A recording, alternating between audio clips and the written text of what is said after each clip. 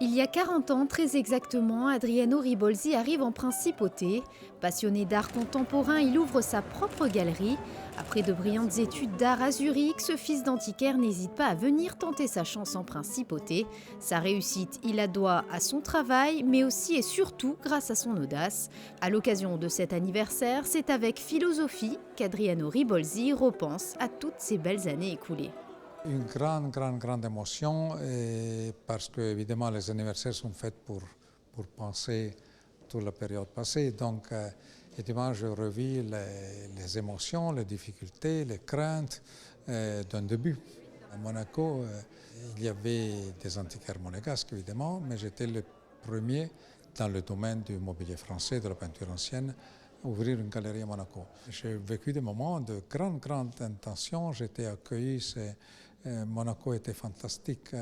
Comme en général, on accueille, on fait comprendre qu'on est content qu'on soit là quand on travaille. Et donc c'est fabuleux, c'est unique.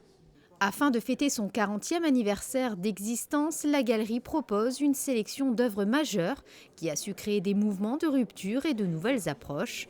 Au cœur de ces deux ambiances, des œuvres d'Andy Warhol, le père du pop art américain, artiste que la galerie suit depuis près d'un an.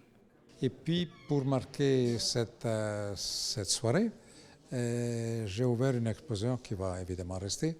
Et pour trouver un sujet qui soit culturellement intéressant, j'ai choisi des chefs-d'œuvre de maîtres du ce qu'on appelle le Novecento italiano, c'est-à-dire la deuxième moitié du XXe siècle.